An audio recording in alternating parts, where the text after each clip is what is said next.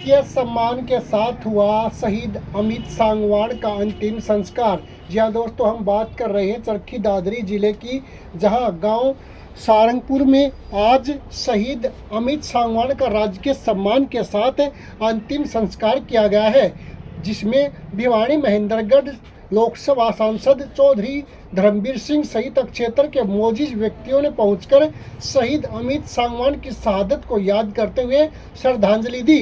अमित सांगवान की शव यात्रा धीरण मोड़ से सारंगपुर मोड़ तक निकाली गई। इस दौरान शहीद अमित सांगवान अमर रहे के नारे लगाए गए। आपकी जानकारी के लिए बता दें कि जम्मू कश्मीर रामबन जिले के बैटरी चश्मा इलाके में रविवार को सेना का एक वाहन गहरी खाई में गिर गया था। हादसे में 3 जवान शहीद हो गए थे, जिसमें चरखी दादरी के गांव सारंगपुर निवासी अमित सांगवान भी शामिल थे। सांसद चौधरी धर्मवीर सिंह ने कहा कि एक जवान की शहादत गांव व क्षेत्र के लिए बहुत बड़ी क्षति है और इसके साथ साथ शहीद अमित सांगवान की शहादत पर पूरे क्षेत्र को गर्व है, जिन्होंने देश के लिए अपनी जान दी है। शहीद अमित सांगवान की शहादत को हमेशा याद किया जाएगा।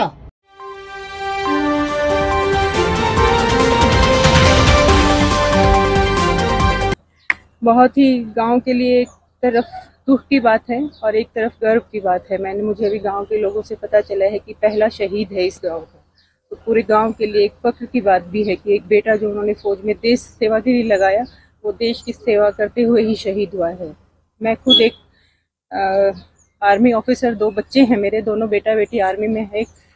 उनकी माँ हूँ, मैं भी उसकी माँ का दुख समझ सकती हूँ, पर एक गर्व भी महसूस कर सकती हूँ कि देश की सेवा के लिए उन्होंने अपने बेटे को शहीद होते हुए देखा है। बहुत गर्व की बात है पूरे गांव के लिए, हमारे पूरे दादरी हल्के के लिए। और हमारे विधायक जी चंडीगढ़ मीटिंग के लिए गए हैं, उनकी अनुपस्थिति में आज मैं इनका दुख बांटने आई हूँ।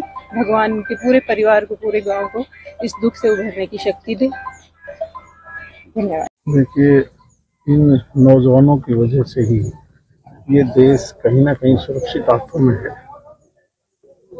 और ऐसी जगह पर और ऐसा माहौल जब हिंदुस्तान के दोनों तरफ, चाहे वो पाकिस्तान बॉर्डर हो, चाइना बॉर्डर हो, और हमारे ये नौजवान सर्दी गर्मी ऊंचा नीचा पहाड़ों पर अपना सब कुछ छोड़ के इस देश की सुरक्षा और रक्षा में लगे हुए हैं। इस प्रकार से जब कोई भी देश का जवान शहीद होता है तो दुख, इतना बड़ा दुख न केवल परिवार पर बल्कि गांव पर, इलाके पर बड़ा दुख पड़ जाता है।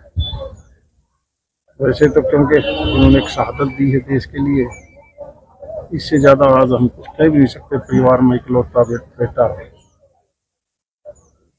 उम्र भी कुछ नहीं, तो इससे बड़ी क्षति तो ना परिवार के लिए हो सकती ना समाज के लिए हो सकती।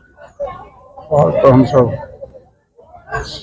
श्रद्धांजलि और साथ साथ अभी जो कि दाह संस्कार भी नहीं हुआ है, इसमें शामिल होना। देखिए, कोई भी फैसला 1 मिनट में नहीं लिया जाता। आप गांव में, बाजार में देखते हो, कोई भूखा नंगा शराबी हो, उससे आदमी बचे हैं